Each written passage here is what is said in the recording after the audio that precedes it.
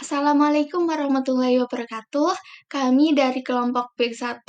Di sini kami akan memaparkan hasil webinar yang telah kami ikuti dengan topik karakteristik polimer yang berjudul Polymer Additive Cures and Blessing for the Reliability of the Photovoltaic Modules. Dengan dosen pengampu yakni Bu Fitriyatul Qulub, dan selanjutnya akan kami perkenalkan anggota kelompok kami. Anggota kelompok B1 terdiri dari Eduardo Alfian dengan NIM 004, Ahmad Naif Alvito dengan NIM 037, Khairunisel Masuro dengan NIM 049, dan Muhammad Arif Salihudin dengan NIM 052. Oke, sebelum pembahasan yang dalam, maka kita perlu mengetahui struktur modul surya terlebih dahulu. Dan perlu diketahui bahwasanya modul surya terdiri dari beberapa lapisan, di mana lapisan yang paling atas merupakan lapisan kaca. Di bawahnya itu ada front encapsulan, dan di bagian tengahnya ada SI cell ataupun silicon cell, dan di bawahnya lagi ada back encapsulan. Dan yang paling bawah ini terdapat lapisan backsheet, di mana sebagian besar front end kapsulan ini merupakan copolymer etilen vinyl asetat atau biasanya dikenal dengan singkatan EVA. Sedangkan untuk bagian back end kapsulan ini komposisinya juga hampir sama dengan front end kapsulan, namun terkadang terdapat beberapa bahan tambahan aditif seperti peredam UV. Sedangkan untuk bagian backsheet-nya, ini umumnya berupa kaca ataupun lapisan aluminium saja, di mana secara keseluruhan semua modul ini memiliki kesamaan dalam hal faktor stres dan juga interaksi yang berbeda-beda dalam kurun waktu tertentu. Kemudian, ketika mempertimbangkan semua lapisan modul surya yang berbeda-beda tersebut, tentunya dengan sifat mekanik yang berbeda-beda pula yang dibawanya, maka kita dapat menyadari bahwasanya terdapat begitu banyak tekanan termomekanik yang terjadi. Ditambah lagi dengan adanya bahan aditif yang dapat berdifusi antar lapisan modul surya. Jadi terdapat bahan aditif yang dapat berpindah dari satu lapisan ke lapisan yang lainnya. Namun, kesamaan dari semua faktor stres tersebut ini dapat menyebabkan penurunan output daya seiring dengan lifetime dari suatu molekul. Berikut merupakan contoh masalahnya. Jadi gambar yang terpampang merupakan hasil SEM dari salah satu interkonektor di dalam modul, di mana bagian yang berwarna abu-abu bagus ini merupakan tembaga, sedangkan bagian yang lain yang tampak kehitaman ini merupakan bagian yang mengalami korosi. Namun pada dasarnya, masalah yang terjadi merupakan masalah delaminasi, di mana di situ juga timbul warna kecoklatan. Dan umumnya ini disebabkan oleh kelembapan yang masuk ke dalam modul sehingga melakukan perusakan terhadap interkonektor yang ada di dalamnya. Dan apabila kita mencoba untuk mendorong kepadatan arus yang sama melalui interkonektor yang lebih kecil, maka pada titik tertentu ia akan terbakar. Kemudian setelah dianalisa lebih lanjut, ditemukan bahwasannya masalah utama yang terjadi kemungkinan besarnya adalah polimernya mengalami kerusakan, sehingga interkonektornya ini mengalami korosi.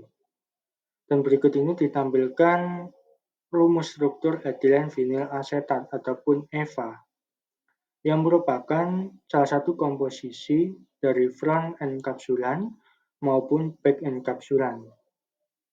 Kemudian, untuk menstabilkan encapsulan EVA tersebut, umumnya dalam semua kasus ini ada banyak bahan tambahan yang tertanam. Misalnya adalah peredam UV, penstabil UV, antioksidan, dan bahan aditif cross-linking. Dan umumnya zat aditif ini menentukan bagaimana enkapsulan EVA ini berperilaku, yang berdampak pada penentuan perilaku modul lainnya. Sehingga tim penyelenggara Fraunhofer CSP ini mencoba untuk memodelkan dan memprediksi kegagalan polimer enkapsulasi yang terjadi, serta tentu akan menghubungkannya dengan degradasi modul. Selanjutnya ada metodologi.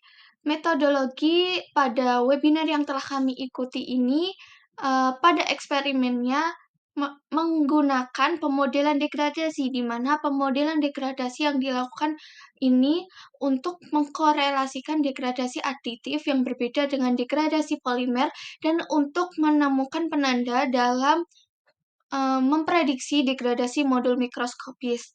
Lalu, perancangan dilakukan dengan membangun dua rancangan EVA menggunakan struktur aditif tertentu. Lalu, perlakuan pada pemodelan degradasi ini dilakukan ada dua, yaitu melaminasinya bersama-sama di satu sisi dengan aditif UV dan di sisi lain tanpa aditif UV. Kemudian melaminasi di antara dua lapisan kaca dan lapisan pelepas pada aditif UV dan tanpa aditif UV, kemudian menyegel semuanya dengan selotip aluminium untuk menghilangkan pengaruh kelembapan. Lalu, pada penampang kaca EVA, PTVA itu dapat dilihat pada gambar. Ini adalah lapisan linear fabrikasi dengan pengkodean PTF dan tidak mempengaruhi penyebarannya. Kemudian pengujian dilakukan dengan banyak pengukuran dan membagi seluruh sampel menjadi 24 bagian sehingga dapat menganalisis polimer pada semua posisi berbeda. Kemudian, setelah dilakukan fabrikasi, semua sampel dimasukkan ke dalam pengukur cuaca di bawah norma ISC 6278-7283, yaitu di mana ini suhu ruangannya sebesar 65 derajat Celcius dengan kelembapan relatif 20% dan 0,8 watt per meter persegi pada 340 nanometer. Seperti yang dapat dilihat pada grafik di gambar. Jadi, jika membandingkan kedua spektrum ini dengan warna hijau, itulah AM 1,5 global. Hasil spektrum matahari standar yang akan didapatkan di Eropa. Kemudian, pada grafik yang terlihat biru ini adalah spektrum yang akan diperoleh di dalam ruangan dan dapat dilihat perbandingannya. Sangat mirip dengan sedikit peningkatan pada spektrum biru. Inilah yang kemudian disebut dengan ALT dengan tidak terlalu keras. Metodologi ini dapat memecahkan permasalahan dalam memprediksi kegagalan polimer enkapsulasi serta menghubungkannya dengan degradasi modul dari eksperimen yang telah dilakukan. Kemudian dari metode yang telah dilakukan pada eksperimen dan didapatkan hasil seperti yang telah terlihat pada gambar UV absorber dan UV stabilizer. Setelah beberapa jam dilakukan laminasi, dapat dilihat pada UV absorber dan UV stabilizer kandungan aditifnya sebesar 0,30% dan 0,15%. Hasil sesuai dengan perkiraan, karena ini adalah jumlah yang dicampurkan dalam film polimer komersial. Jadi kita dapat melihat bahwa kita memiliki perbedaan yang sangat besar, terutama saat posisi C4 yang sedikit rendah kandungannya, sedangkan untuk UV stabilizer kita sudah melihat beberapa difusi ke posisi A5. Kemudian setelah 250 jam terlihat UV absorber dan dari posisi 4 sudah menyebar ke posisi 5. Namun hanya sedikit dan dapat dilihat bahwa gradien konsentrasi telah bergeser sedikit ke kiri, yang mana cukup jelas karena Aditif di sini adalah gradien paling keras, tetapi dapat dilihat pada posisi 3 sudah mencoba untuk mengkompensasi ini. Untuk UV stabilizer, hampir untuk semua posisi, konten sudah berkurang sekitar 50%. Kemudian setelah 500 jam untuk UV stabilizer dapat dilihat jarak difusi sudah sangat jauh di posisi 7 dan 8. Sedangkan untuk UV absorber sudah sampai posisi 6. Dan setelah 750 jam dapat kita lihat juga banyak area abu-abu yang mewakili area yang tidak dapat dilakukan evolusi lagi karena ada beberapa polimer serius yang tergradasi di sini. Jadi tidak mungkin untuk dilakukan pengukuran. Perilaku ini berlangsung hingga 1500 jam. Sini kita dapat melihat untuk UV absorber bahwa hanya di posisi 1 ada kira-kira konsentrasi awal aditif oleh semua area lain dalam kombinasi posisi mengkompensasi gradien konsentrasi. Untuk UV stabilizer, di sini kita dapat melihat bahwa tidak banyak yang tersisa dari stabilizer itu sendiri. Kemudian berikut ini adalah konten kumulatif dari semua kombinasi area dan posisi yang berbeda.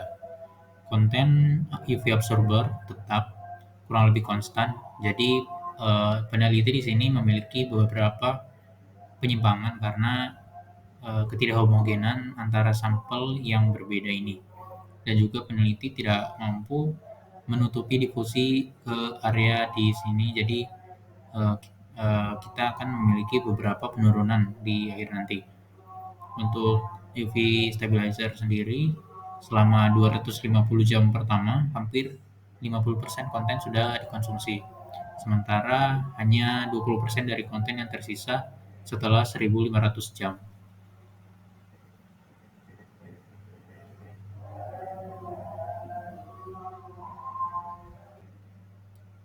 Kemudian berikut ini adalah salah satu sampel difusi setelah 1500 jam pelapukan UV.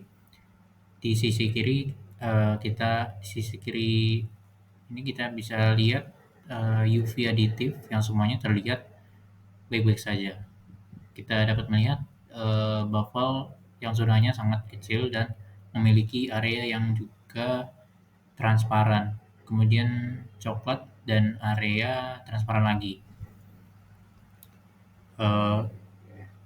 Peneliti di sini menganalisis perbedaan posisi ini dengan menggunakan FTIR. FTIR adalah metode spektroskopi untuk menyelidiki bahan yang berbeda, dan karena molekul A, spektrum penyerapan gugus fungsi ini bersifat diskrit, yang berarti mereka bergantung pada struktur elektron molekul. Dan kita dapat lihat di sini adalah spektrum penyerapan EVA dan kapsulin, dan independensi dari langkah-langkah pelapukan yang berbeda, terlihat tidak ada perbedaan. Jadi struktur EVA tidak mengubah struktur kimia. Selanjutnya di sini pada posisi 5 terlihat bahwa tidak banyak perubahan. Hanya puncak ikatan rangkap CO di sini mungkin disebabkan oleh pembentukan keton. Terdapat beberapa degradasi yang lebih kecil di sini, tetapi aditif EVA mampu secara aktif melindungi sekitar 1,3 cm di sebelah gradien konsentrasi ini. Pada area coklat di sini terlihat jelas berbeda. Di sini terdapat deformasi gugus hidroksil, deformasi lepton, deformasi keton. Namun deformasi polimer di sini sedikit. Jika kita lihat lagi formula struktural EVA, ikatan EVA ini sangat lemah. Sementara segmen polietilen tetap relatif tidak terluka, sementara sebagian besar perubahan berada dalam kelompok vanil asetat. dan terutama ikatan rangkap CO ini bereaksi terhadap perubahan struktural kimia molekul yang lebih besar. Jadi kita membangun rasio dari dua integral puncak ini yang dapat kita lihat di sini. Jadi, untuk posisi 3 dengan aditif UV, ini kita bisa melihat tidak banyak perubahan yang terjadi atau kurang lebih sama. Sedangkan untuk posisi kelima, di sini memiliki peningkatan sekitar 20%, itu karena formasi keton yang telah disebutkan di awal. Dan untuk posisi yang keenam, kita dapat melihat di sini memiliki perubahan sekitar 450%, sangat tinggi. Dan kemudian kita mendapatkan beberapa efek saturasi di sini sehingga polimernya mengalami hancur total. Kemudian untuk UV absorber ini bekerja secara reversible, di mana apa yang terjadi pada dasarnya adalah salah satu molekul UV absorber ini menyerap foton, kemudian menggeser atom hidrogen dengan atom oksigen lain. Ini adalah keadaan energi yang lebih tinggi.